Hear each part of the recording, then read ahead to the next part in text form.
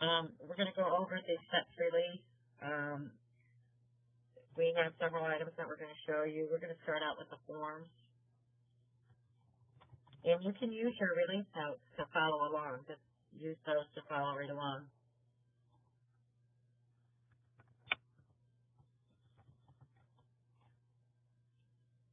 Okay. Okay, so first thing I want to mention to you is, let's see here, Anthony.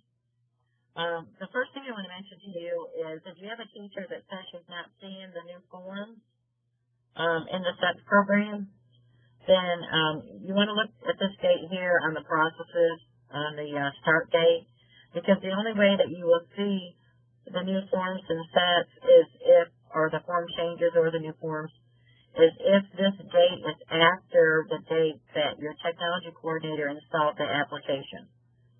Because the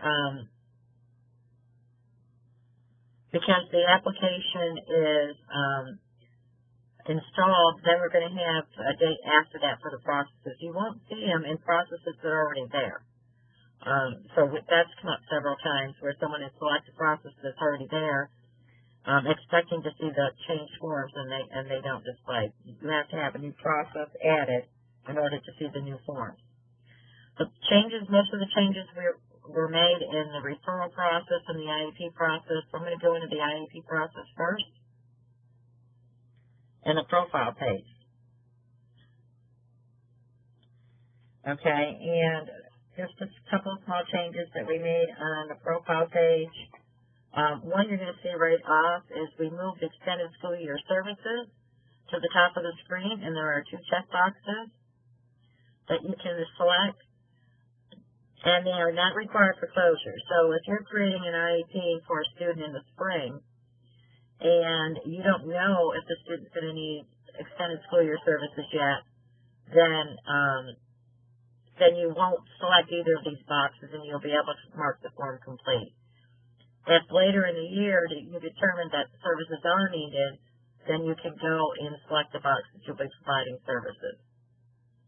Okay.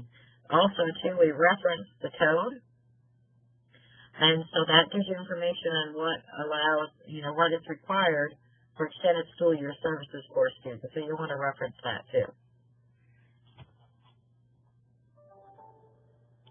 We also added a rule for the due date. It can't be greater than the from date by 366 days.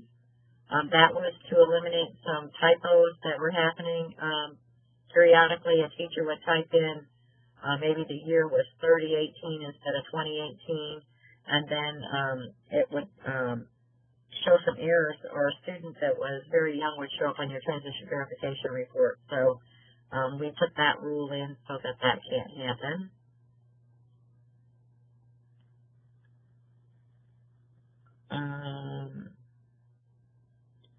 Hold on just a minute. Something's going on with my screen. There we go. I really do apologize if I'm having a few technical difficulties today. I've had to redo my entire office to get this to go today to record it. So I apologize if you see little boxes pop up. I'm trying to take care of them as quickly as I can. All right, so that's how we changed on the profile page. Now on the transition page. On the transition page, next to the box where the student was invited to the IEPT meeting, we added the date and how they were notified. The date and how they were notified is just another check. We don't work between forms. So like if I put information on one form, it writes to another form. We don't do that in the program. So pretty much this is going to go back to your notice and invitation. So it's just a way for you to put that information in for when you notified them on the invitation form. Also, too, we made some changes to the long-term goals. Down in each section, if you click in there, Any of them that have a secondary number next to them were changed. Some of them didn't change at all. And it's for each section. It's employment community. And only a few of them changed. Some of them didn't change at all. If you wanted to see a list of those codes without going into the program and adding a form, you can always go under Utilities, Code Desktop, State and District Codes, and you're going to see some code banks in here that will show you the different codes that have changed. They'll show you a list of the codes on the right when they're selected. And in the release notes under the code section, we tell you what banks they're in. So you can go back and look at that through those, through the release notes to find out exactly what code banks they're in. On the transition goal page, all we changed on this form was where it says activities. It used to have a YS. You changed it to IES. That's all that was changed on this form.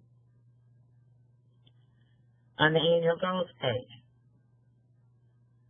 On the annual goal page, we changed the text at the top. It used to have science and language arts and social studies, and we changed it and added functional skills. We also added a link to the extended standards, and we fixed the link to the curriculum guide. Also, for this form, when you rest your cursor over the annual goal now, it will tell you the area. In the last update, that was not working well. So now, if you rest your cursor over, you will see like the area for this particular goal is reading.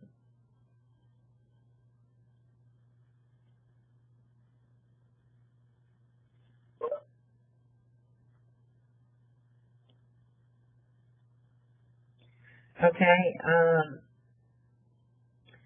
several people have said I've got a little gray box down in the lower right-hand corner, and that can't be prevented because that's the little recording box. WebEx has made some changes, and Roberta and I were try to work through those yesterday afternoon. But the little box in the corner is the recording box. I don't believe it's going to overshadow any of the applications, so we'll just leave it there for right now. All right, and the last one in the IEP process, on the services, IEP service page, when you go into the link to add services, all we did on this screen that you can use services that have been entered, we added a column for location. So you can quickly see the location on the screen itself. And that's what we changed in this process. Well, excuse me, I'm going to go and skip over the referral form and go to the functional behavior form.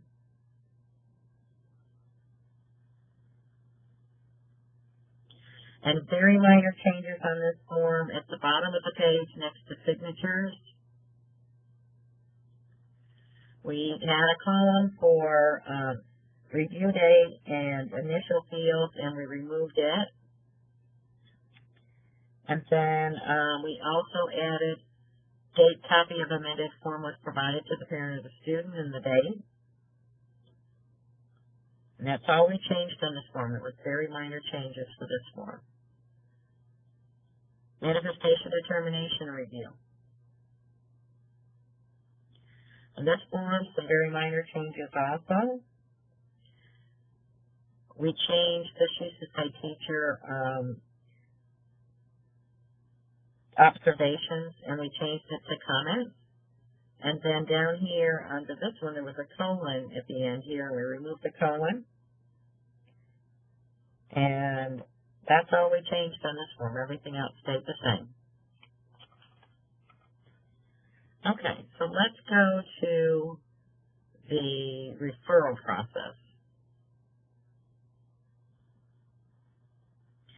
All right, so on the referral process, on the referral form,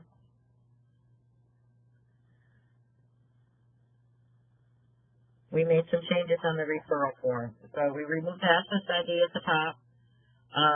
The reason why we took that off is sometimes there's referrals during the summer when you're not connected to the state accumulator or the locator, and so it was preventing you from closing the form, so we removed the SSID number. Down in the instructional concern section, we added difficulty producing speech sounds and moved the other boxes down. In question 11, we added an F after grade, so if there was more than one grade that was repeated. And then down in the for IEP teen use only section, we changed all of this around. I know we made some changes to it last year, and it was still a little, a little awkward for some folks. So this time when we changed all of this, we went right with the Alabama Administrative Code, and we gave you some guidance for prong 1 and prong 2 at the top. We moved the check boxes off to the left-hand side, and each one of these questions have been redone. Okay, so we hope that with the guidance that we've put in here, this will be easier for you all to navigate through. The last thing that we changed is in the signature section, we used to have lines separating each of these positions, and it was causing some confusions in some cases where the parent didn't know where to sign, and they would sign on that line instead of under the column for signatures. So we removed those lines. And that's all we changed on the referral form. Any questions on the forms that we've gone through already? Okay, let's go to the invitation.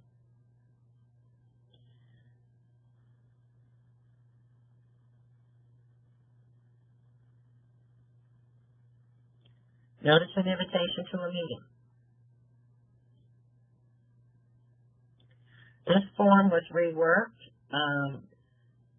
so it was more geared towards the invitation to the parent. So it starts out with putting the parent information and the date it was sent, and it says that you were invited to a meeting for the student's name and date of birth to be held on a meeting date and time and location.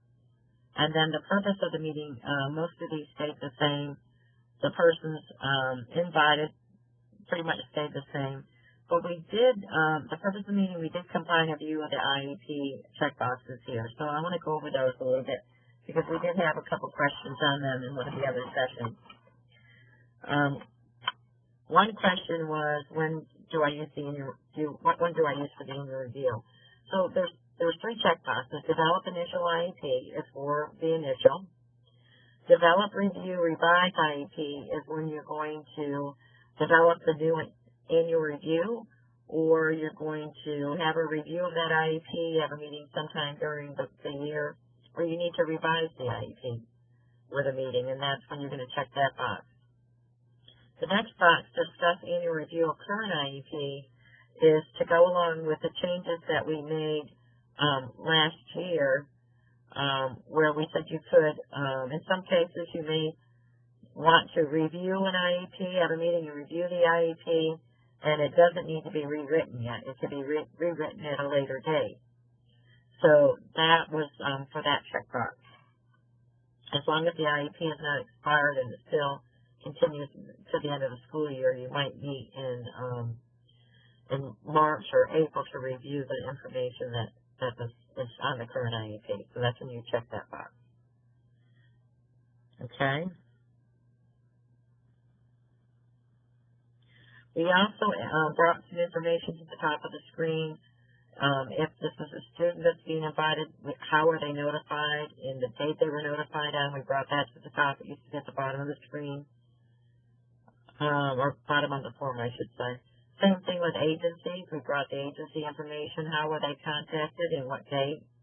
That was brought to the top of the screen.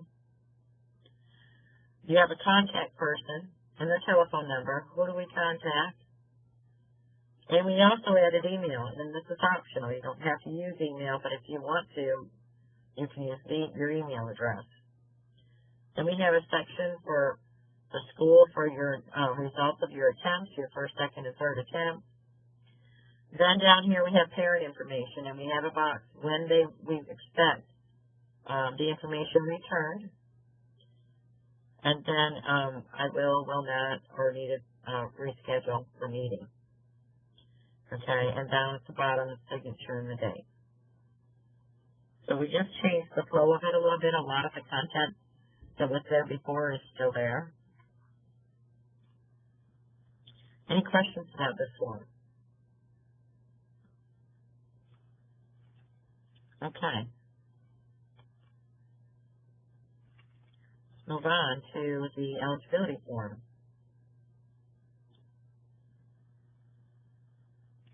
On the eligibility form, we removed at the top of the screen, or top of the form, we removed the vision and hearing screening dates, and if they passed or failed.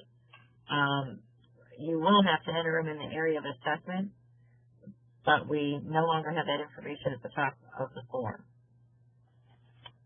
We added date of birth, which auto-populates for my now, to each page in the eligibility form. And then we made some changes to the SLD section. We removed A and B that were in this section, and we added a summary box. So if you want to put additional data or additional information or summary about options 1 or option 2, you can do that in that text box. And then also what we changed is that the area of disability, when this form is marked completed, it will write to the exceptionality field in the student folder.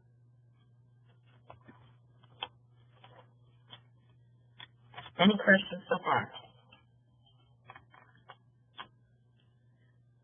And that's all we changed on this form.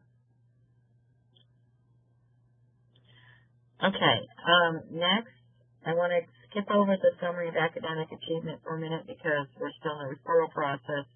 I want to talk about the EI transition form. On the EI to transition form, we removed the SSID at the top of the form. We redid the checkboxes at the top. There used to be one checkbox for EI less than 90 days. We now have 2 checkboxes. The child was determined eligible by EI less than 90 days before his 3rd birthday. No, a transition meeting will be scheduled. And if this box is checked, the rest of the form doesn't have to be completed. And then we have EI convene a transition meeting with the LEA representative or the parent, and then you have to fill out the rest of the information. When this box is checked, if it was determined that it was less than 90 days, then it's going to put the yes in the folder field that will be used for the tracking log. And that's pretty much all we changed here. Everything else pretty much stayed the same on the form.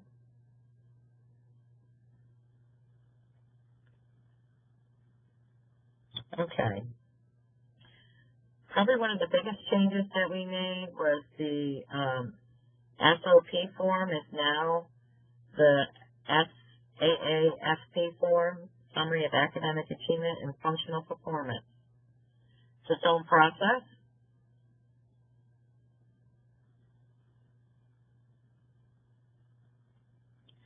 All right, so this form, I do want to tell you on the UI, up at the top it's got the name, and that's just the placeholder so that when the form is printed, that it prints the student's name and date of birth and gender at the top of each page on the form. Okay, so what we did with this form is with a committee, a few of us here that worked to restructure this form. I think it's going to be a lot better for the students when they leave us to have this information. We took and did some research on several other states and how they were handling this form and how their forms were structured, and we took bits and pieces from each state that we liked, and we came together with this particular form. So the top of the form is going to start out with student information. It's got all this information that will auto-populate from iNow when that information has been entered there. We have the school, the student attendance, the school's phone number. The person who is completing this form will have that information entered, their position and their telephone number. And optional, if they want to put their email address in to be contacted, they can have their email address. We have a date the summary was provided to the student. We have the date, the graduation, or the date of graduation or exit. The date the most recent eligibility report was provided to the student. The date of the most recent IEP provided to the student. The pathway the student was on. And down in the next section is where you're going to document the summary of achievement and functional performance. And there's three different text boxes here.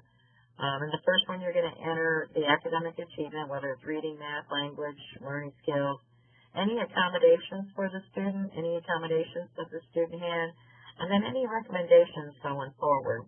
What are some recommendations for the student or for someone else who may be dealing with a student?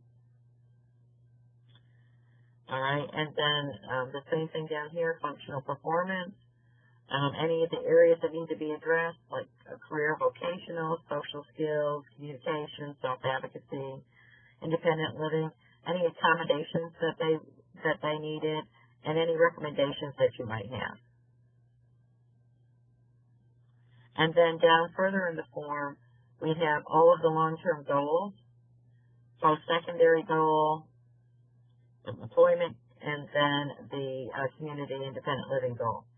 So in each of these, once you're going to select the goal that was on their IEP, and then down below each goal, what are the recommendations to assist the student in meeting the goal? Detailed information about the goal, because some of these goals are pretty generic. So if maybe the student is going to go to a 2 or 4 year education program, you might put more information about what program that is and what recommendations you might have to assist the student in meeting that goal. And same thing with each of the other 2 areas.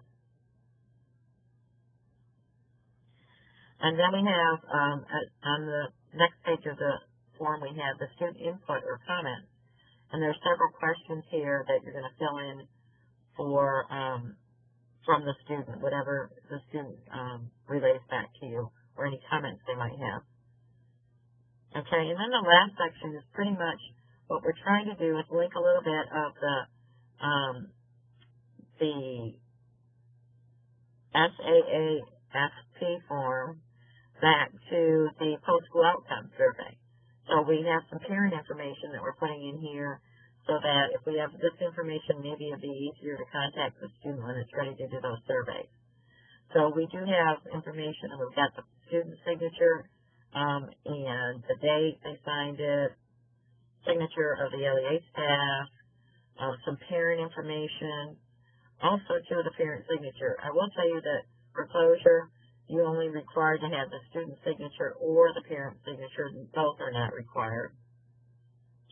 Okay, and so there's a lot of information on here. It's going to be a lot more data to fill out on here. And what we're going to do is the ALSE is going to put together a sample of this form, and then they'll post it on their website so that y'all can see what kinds of things that you might put in these accommodations or recommendation boxes.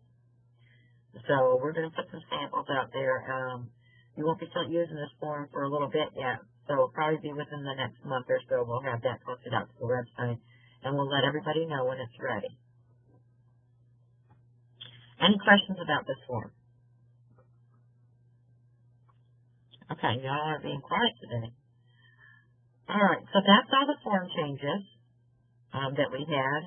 Not a lot of big changes except for this form. All right, so let's go through some of the other changes that are that we put into the program. Some of the codes we've already talked about, and some we didn't. Some We added some codes for the general education pathway, essentials pathway, and alternate achievement standards pathway. And those are so that there's a drop down. We put a new box in the folder, and we'll talk about that in a minute. And then we talked about already the transition codes, and here's the list of the banks that those transition codes are in. Okay, let's talk about the student folder next. Okay, so we made a change to the preschool services begin date, 3 to 5 year old. This was used for the out reporting, and there was some data discrepancy, so we put a rule in here that the date can't be greater than 300 days from today's date. And that will eliminate some typos that we were receiving for that reporting. Okay, we added the pathways, graduation pathways, and as the transition form is marked complete, it will write that back to this field. And this is pretty much added there so we can query it later. I'll show you where that is. All right, and then the other thing we've already talked about too is when the eligibility form is marked complete, it will write back the exceptionality or the disability area to the exceptionality field in the folder. Okay, on the other tab, we added 2 new checkboxes: equitable services, permanently placed private school students, and date equitable services begin. You can fill those boxes in, check those, and they're going to be used for queries and for alerts. All right, and then on the preschool tab. On the preschool tab, we made a change to, where is it?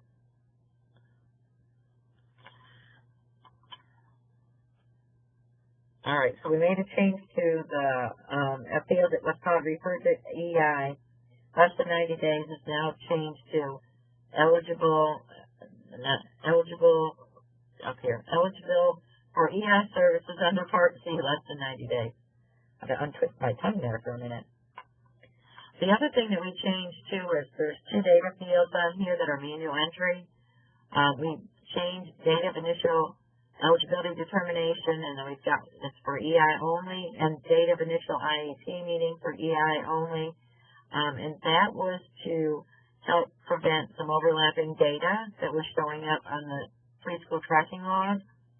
The date of initial eligibility determination is on the basic tab, and they were linked together before, and so they're no longer linked together, and so that you're only going to put this information in when it's from EI, when it's a transition from EI, and that will be writing to the tracking log. Okay, let's talk about reports.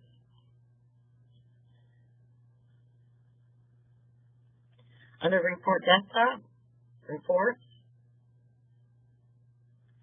we've added a new report called Disability by Race. You can sort it by school. If you leave it with no school selected, it will be all schools. We have comment filters. You can use some comment filters. It defaults to active.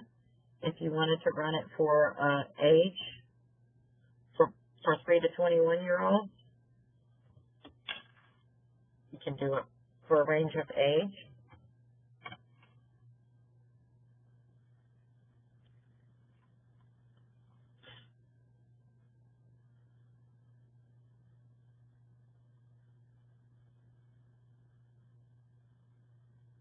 And it's a breakdown of by disability areas down the left side, and then you have your totals, and then that's a breakdown by race. Okay, so you have a list of race codes here. Somebody asked in an earlier session about Hispanic and multi-race codes, and for OSAP, they still use some of those categories, so we have to reclassify some of the race codes that are in I now to report back to OSAP, and so that's why you're going to see those here.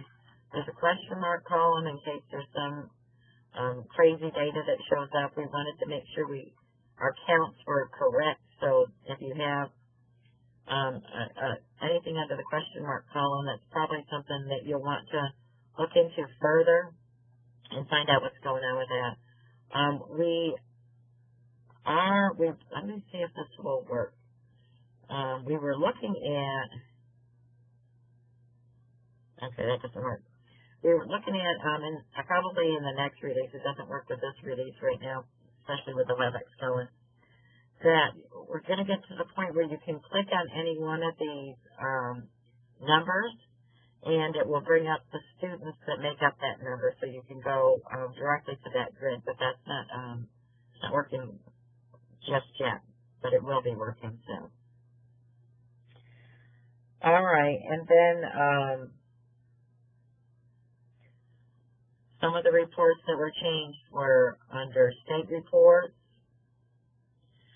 but I want to talk about the state reports that are listed under reports desktop for a minute before I go to state reports. If you go to one of the reports that's listed under reports desktop, you have to be mindful that the show comment filters have to be used because it will only show only active kids. That's what it defaults to. And when we have these reports under state reports, we may or may not look at status at all. So it might be all students that are included in the state report. So you'll want to keep that in mind because there's a lot of logic behind what makes up that report. On this report under Reports Desktop, the only time you really want to use the state reports under Reports Desktop is if you want to do additional filtering. I want to run it for one school. I want to run it for one gender, one exceptionality, one grade level. We added a filter, so if I wanted to run it just to look at my type of referral, to see if there's some in here that maybe were mislabeled in the student folder and I want to fix them, you can run the report by the type of referral.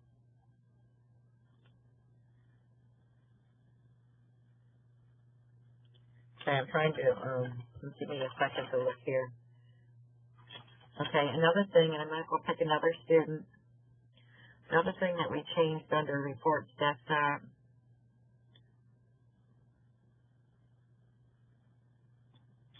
is on the activity log. The activity log is for a particular student.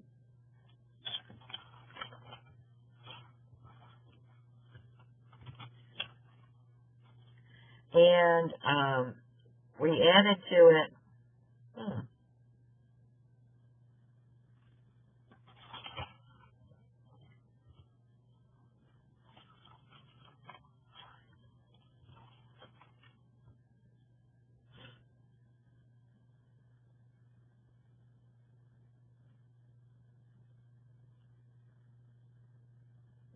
maybe it wasn't the student. Hold on just a second, please. I want to go and pick a student I was playing with yesterday.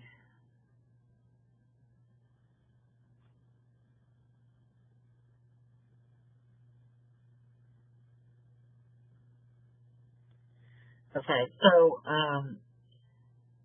what we added to reports was that any time student progress was changed, you can be able to see it on the activity log. It's not going to tell you what was changed. It's just going to tell you that there was a change that occurred.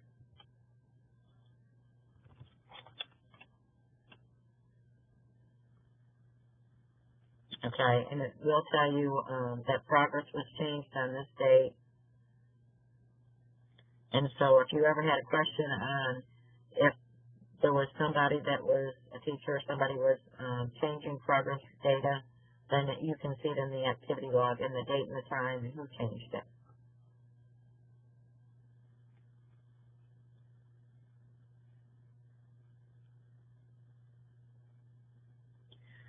Okay, so that's it for under Reports Desktop. Let's talk about some of the state report changes. One of the things that we changed was on the student exiting report. I go to preview on the student exiting report. We did a breakdown of the exit reasons in the counts. So So you'll be able to, mine only has one reason in this data, but if you, for every reason, you would have the total number of students that are on this report for each of those exit reason categories.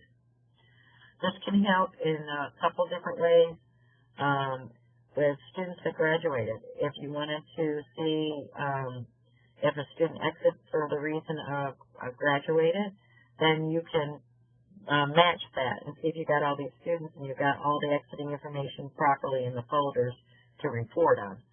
So that was why we wanted to do some of this breakdown. Okay, gifted tracking log. To the gifted tracking log, very minor change. All we did was down here, there's a link that we added last year, and it would bring up a report, and it didn't have a title on it, so we just had them put a title on it.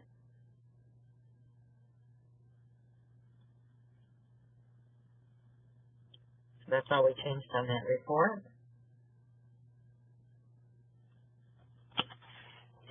Now, EI to preschool. Made a few changes on this report.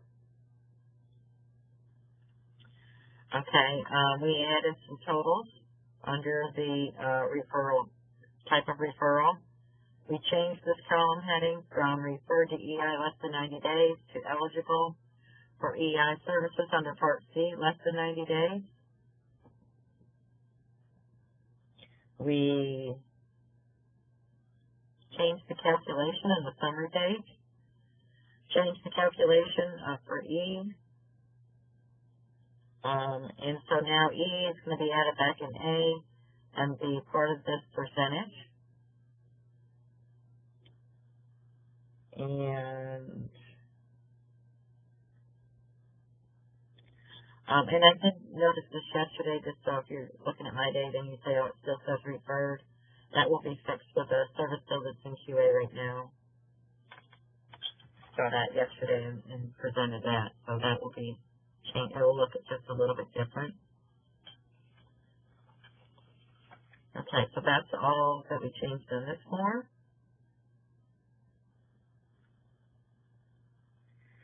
Okay, any questions at all so far on the forms and the reports that we've gone through so far? The other thing, one last thing with the YATA preschool tracking log, some school systems do not have any kids that transition from EI every year. So when it comes to submitting that data, they have to send an email to some of the folks here that collect that data. So now when you can go and check this data to prove it, and it's going to bring up a message if there's no records to review, and it'll tell you there are no records on this report, do you want to continue? And you can approve 0 records to submit instead of sending the emails now. Okay, that's query.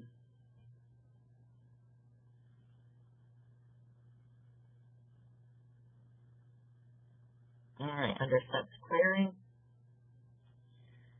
let me make this a little bit bigger for you, obviously.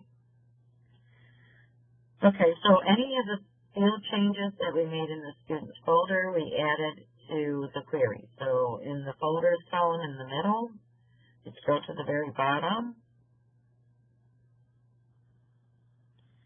You're going to see the equitable services begin date, the graduation pathway, and then you're going to see other things that we changed was eligible for EI services less than 90 days. That one that was on here for referred, we relabeled that. Date of initial eligibility determination, EI only is in here.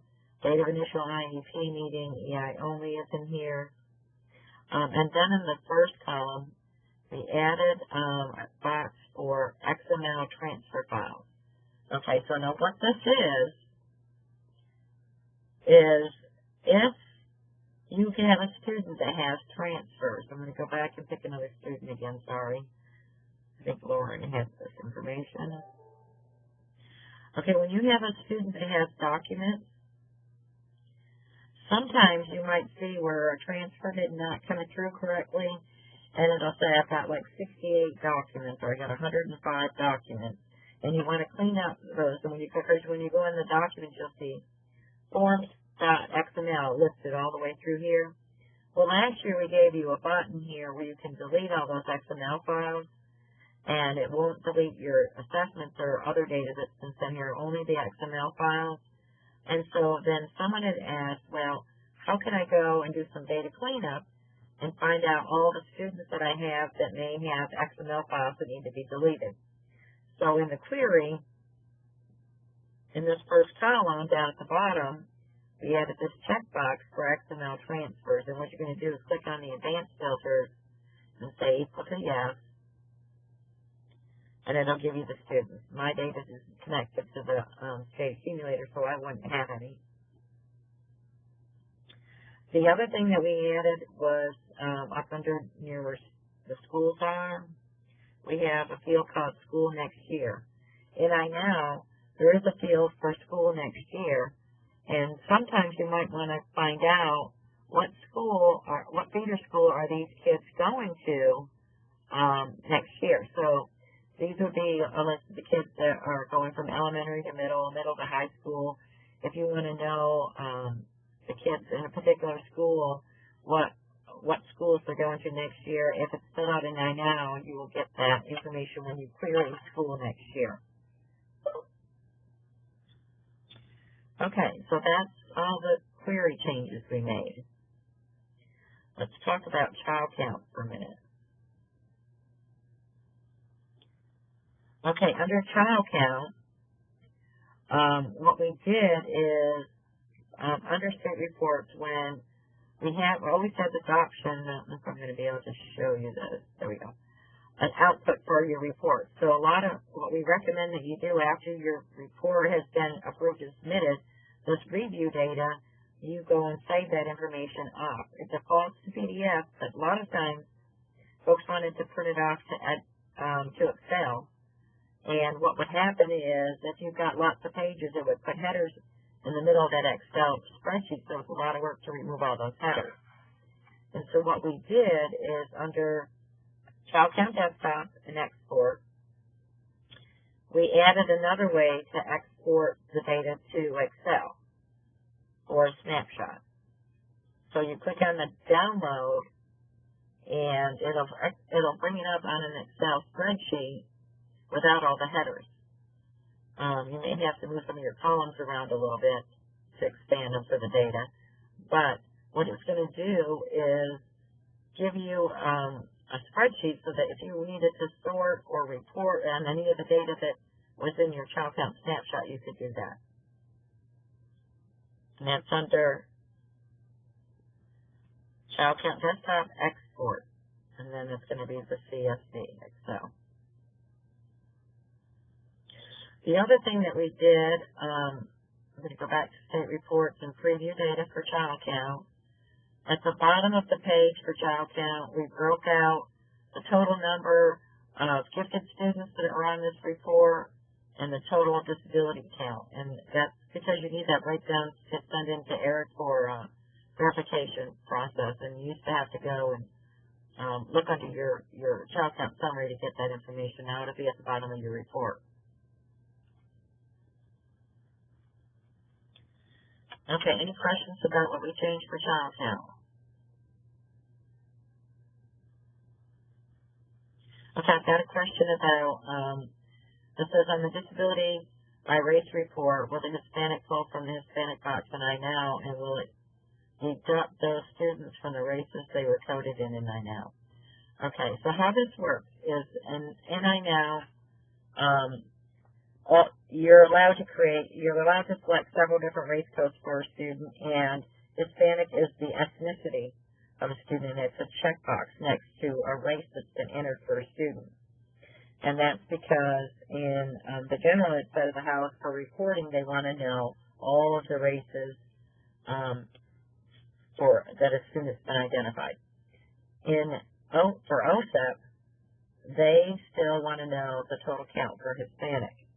And so what we do in sets is whenever the box is checked NINF or ethnicity for Hispanic, we change it to a race code of Hispanic in the SETS program so that we can report it properly to OSAP. So that's how that all works.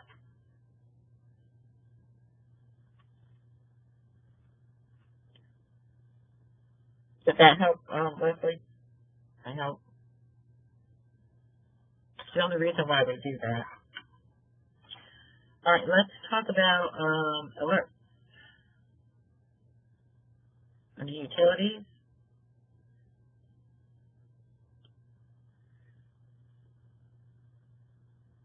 get down here, alert templates. Okay, so a couple things that we changed for alerts.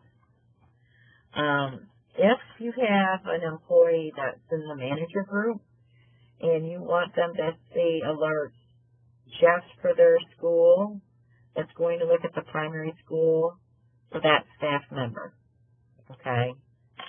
So we can put in an alert for, and it's kind of behind the scenes a little bit, if they're in the manager's group and you want your manager to have see alerts just for their students, then that's how that's going to work. When you select them and add them their staff type to the alerts. We added a new alert for IEP annual reviews due, and that's if you want to keep track of, maybe you want to know 60 days before the annual review is due, you can set that up, and you can set it up for different staff types, like we do all the other alerts. You can add an alert for transfer of rights. That's been in there for a while, but we made some changes to the transfer of rights. The way it was working before is it was looking at the number of days before the child's 18th birthday.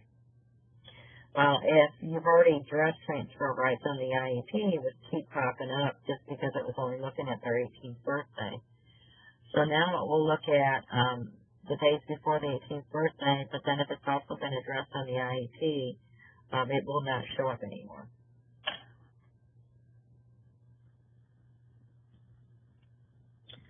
Also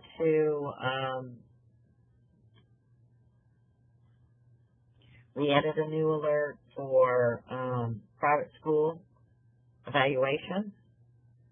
In private school evaluations, it's going to look at that the equitable services checkbox in the student's folder, and it's going to work the same as the other alerts based on staff type selected and the number of days before and after.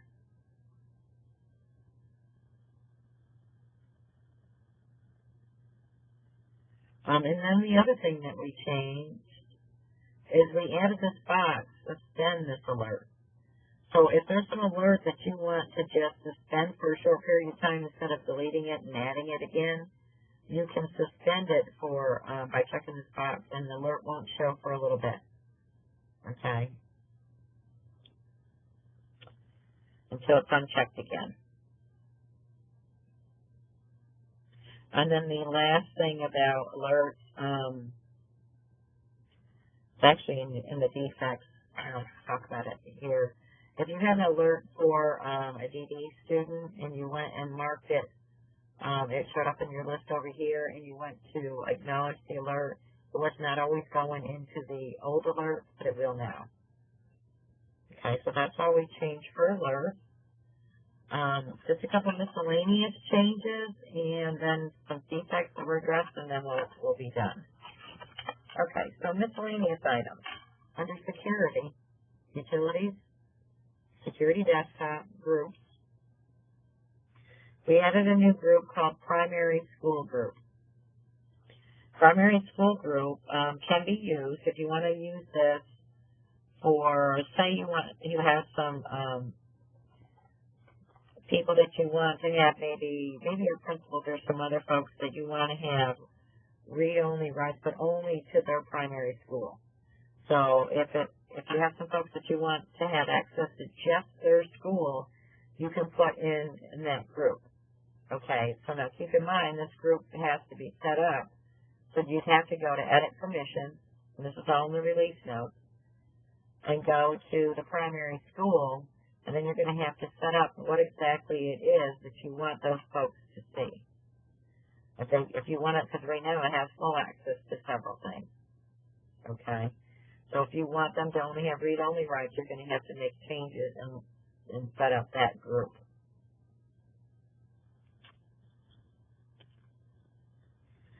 Record of access. Change for record of access.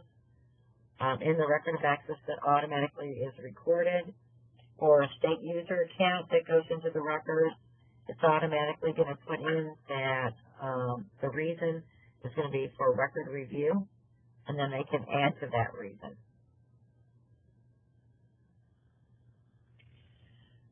Okay, added a column for LRE under select a student.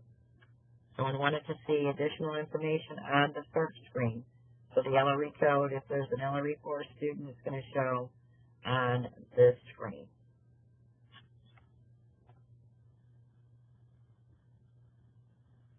If you have an amendment to a form, oops, I'm going to have to go back to first student.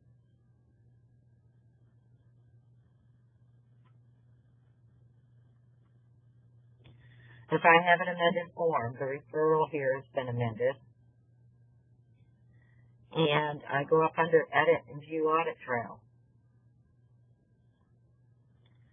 And you're going to go over to Forms, and it's going to show you when the form was changed last. So you click on that date, and it shows you the field that was changed in red. But you could not print previous versions of the form. So now you can go to File and PDF, and you can print previous versions through Audit Trail if you'd like.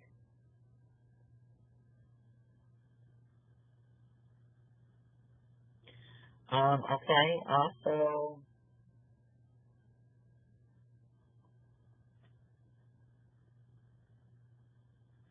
under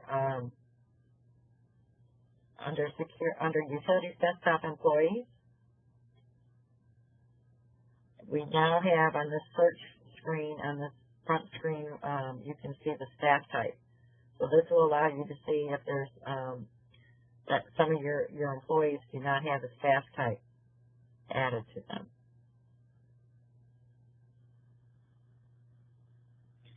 Okay, and then this I pretty much showed you already. Under, I have to go back to Lauren, I think. We changed the grid for student progress.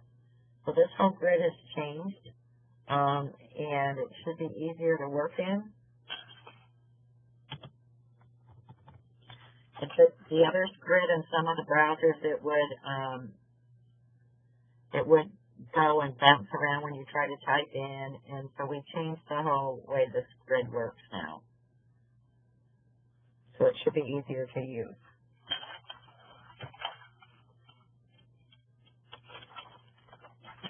Okay, so that's miscellaneous changes. Now let's talk about some other things that we changed for, say, transfer of records. I think y'all are going to like this one, especially if you're one of the data people. Okay, so one of the things that we did is in the student folder, you know how you have the change working folder button. If a student was with you and then they transfer out and then transfer back in, you might have two folders under the change working student folder working button here. So if you click on it, now what it will do is it'll show you at the bottom of the screen the processes that are in each of those folders. So this one up here, which is the working folder, has all these processes. And if I was to select the other one, it doesn't have the processes. It doesn't allow you to click on them and look at them from here, but it just gives you an idea on which one you might want to make the working folder. Okay, so I want to keep this one the working folder. Then what I might do is go down here and archive all non-working folders. This little checkbox tells you it's the working folder. So that's just another way to help you out a little bit.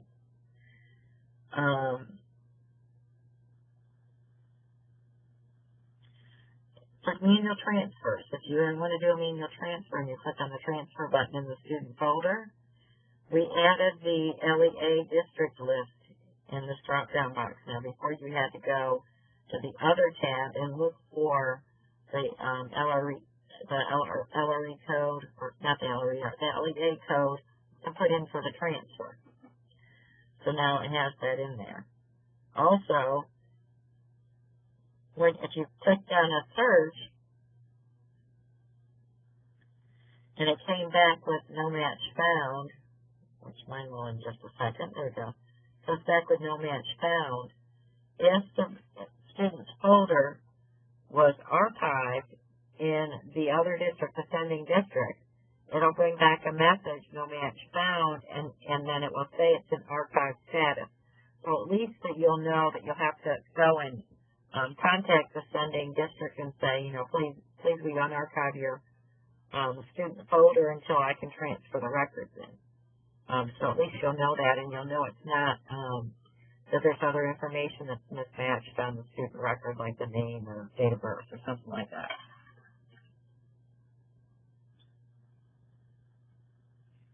Okay, so let's talk about a few of the defects that were addressed. Spell check.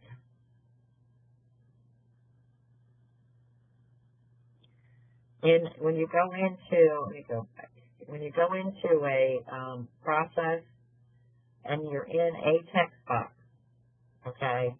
So if you're in a text box, say for this one, and I wanted to do spell check on that field,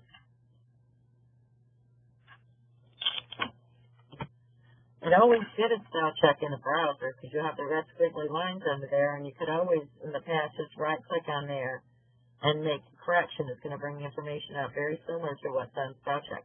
And that's a browser feature. That's not a software feature, so that's going to, you can do that in any browser.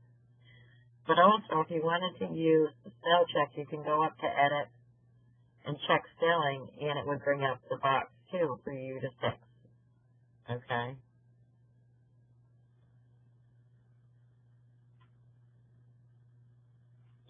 And so that way you can use that spell check.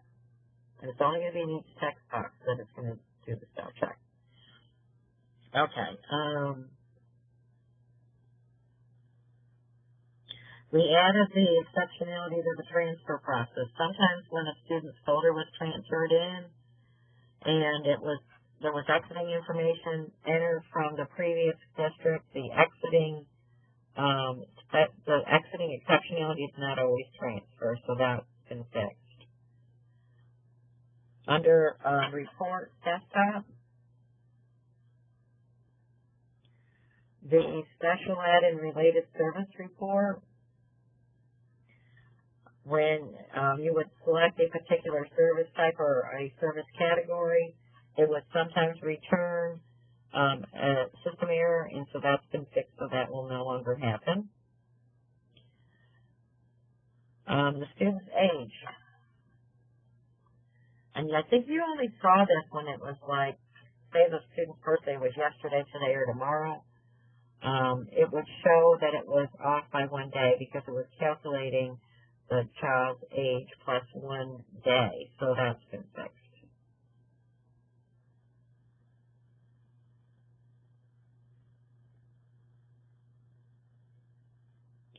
Okay. And the tooltip I already showed you on the goal. And the DD alert we talked about.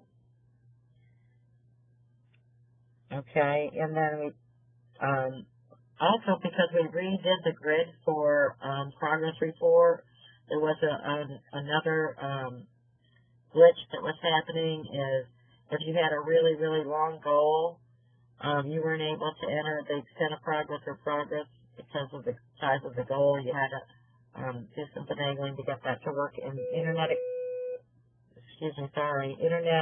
Explorer 11 and Google Chrome. Those were the two that caused that issue. All right, and then incomplete annual goal progress report. Incomplete annual goal progress report is a really good report to run. It goes off of the dates that you have set up for your progress entry, but it was not between the dates that you were looking at. It was not displaying the teachers and the list of students correctly. So now it's been contained within the range that you're running the report for. And then all the forms have, if the student's middle initial's been entered in now, it displays on all of the forms, and it was not displaying on the notice and consent for initial evaluation, so that's been fixed. And then the other thing on the student folder, on the other tab, we have this list of all the LEAs here, and not all of the state-supported agencies were listed here, so that's been corrected, and they all do display now.